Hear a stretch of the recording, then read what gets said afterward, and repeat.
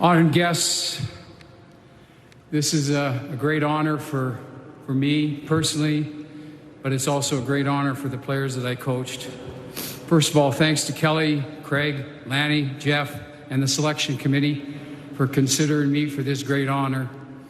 I go in with a bunch of really good people and some great players, and my nemesis, one of the best builders in the world, Pierre Lacroix. I feel like I'm so honored to be able to go in with this group of people, and I admired them from afar, but I got to know them through this last week, and boy, there's some really impressive people here.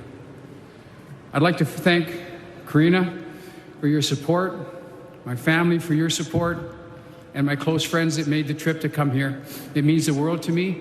I think you all recognize that, and for me, you being here is the icing. And I really, really appreciate it. I was born in Edmonton, Alberta. I lived in two communities early in my life. I lived in Otwell and I lived in Holyrood. My dad worked for Imperial Oil, and he, in the afternoons, would go and run the rink shack in both Holyrood and Otwell.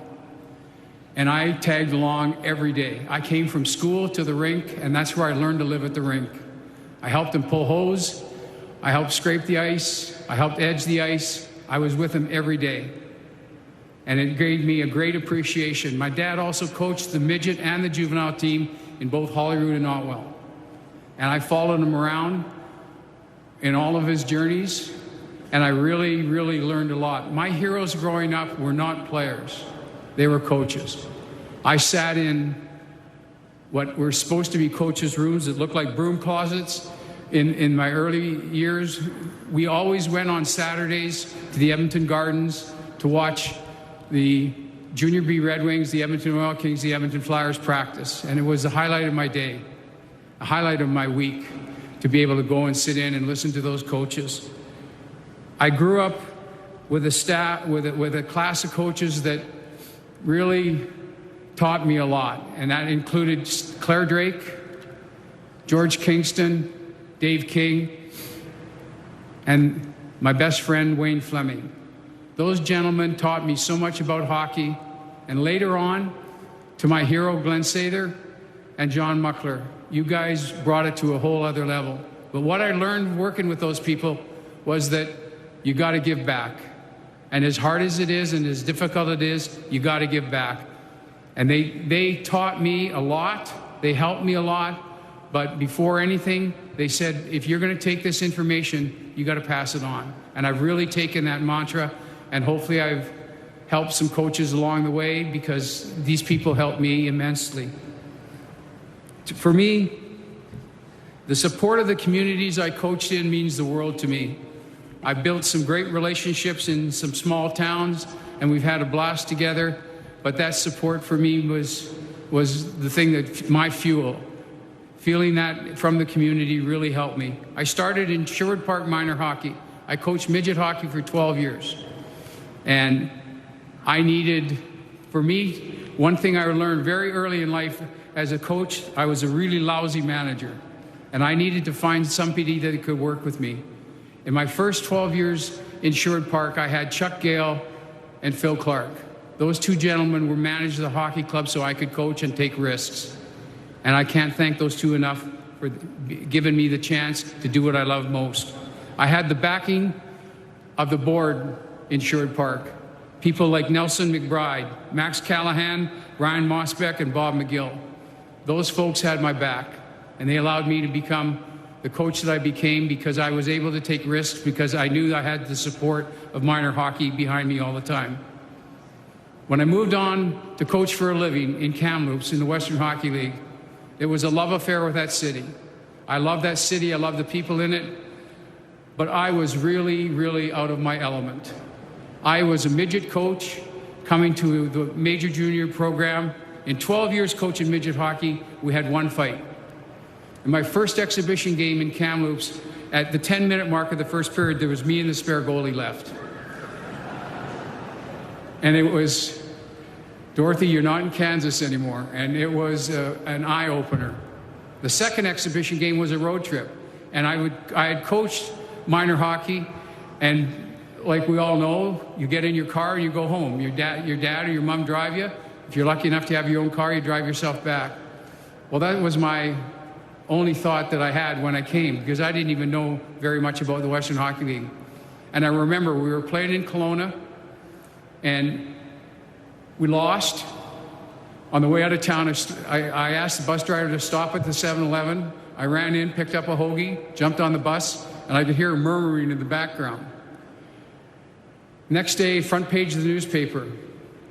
We don't know if Hitch can coach, but we know he's a hard ass. And that started the lore, because he wouldn't even feed us after we lost an exhibition game. So for me, reputation preceded me. I didn't do it on purpose, but I was naive. And what really helped me and the whole team and the city of Kamloops was bringing on Bob Brown as the general manager. Bob was the hero of the franchise. He organized the scouting, he organized everything, and he allowed me to coach. Getting me out of management was the smartest thing they ever did in Kamloops. And Bob was the guy that led the charge in building that franchise to the esteem that it is now. My first 12 years in the National Hockey League were with Bob Gainey, Bob Clark, and Doug Armstrong, three of the best. They had my back every day. They were there for me whenever I needed help. I could bounce ideas off them, but I knew that they had my support and I had theirs. And it was a great feeling going to work every day.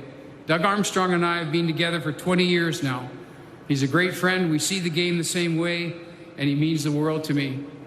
I was able to also get really, really good advice and help from guys like Jim Neal, Scott Housen, and Peter Chiarelli. Later in my career, these gentlemen did the same thing. They let me open the gate and let me run with it. And I really, really appreciated that. You know, when you get hired as a coach, one of the things that you learn over time is that it only works if the management has your back. And by knowing that they've got your back, it really makes you feel like you can take risks and take chances. And one of the areas that I really focused on was, and I got really good advice, was hire the best people. And what I mean by that is that hiring the best people, it was people that I thought were smarter than me. And I did that with my assistant coaches, starting with Rick Wilson and Doug Jarvis, and carrying on through the rest of my career. I hired people that I wanted to challenge me every day. And they really kept me on my toes. It created great chemistry. It created open dialogue, and we became a great staff in a lot of these teams. And for me, I wanted their input, and I wanted them to have the freedom to give the input. And we were a group, not a head coach and a bunch of assistant coaches, but people working together. And the same with the training staff. And they paid off in spades for me. I really, really appreciate all the support and friendship I've got from my assistant and associate coaches. It means the world to me. Thank you very much. I believe right now that you get a do-over once in a while, and I'm going to take this do-over now, and that is about the players that played for me. I was a demanding coach, I was relentless, and I was very proud of being that. I know that may be a bad word to some people, but it's not to me. It means that I'm not afraid of the players, I'm not afraid of doing the tough stuff, and I think the players really respect and appreciate that. But I really admired the players. I was in awe of the players. I was in awe of their ability to sacrifice, their ability to commit, and buy into what I was trying to sell. And I'm a big fan of the players. I'm a big fan of what they did for me personally and how they made me look good. But more important, we've developed friendships post-playing. There's people in this room right now that I really respect and honor who are ex-players, and I really appreciate you coming in and supporting me. But it means the world to me that I was able to watch you guys and work with you guys, but your buy-in and your sacrifice, I'm in awe of. And I'm going to say this right now. I love the players. I love you guys. I think the world of you.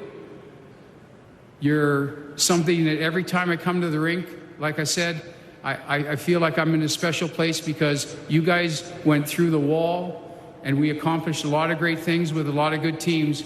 but your sacrifice to me was paramount, and you did it. And there wasn't very many cases where I had hockey clubs that didn't sacrifice for each other, and it means the world to me.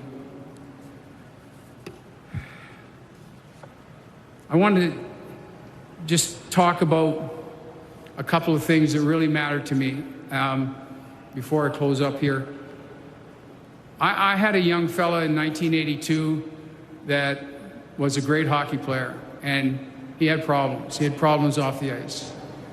And we tried everything, from driving him to practices, driving him to games, driving him to tournaments to try to keep him on line. And we couldn't. And he ended up leaving the team in February of 1983. And,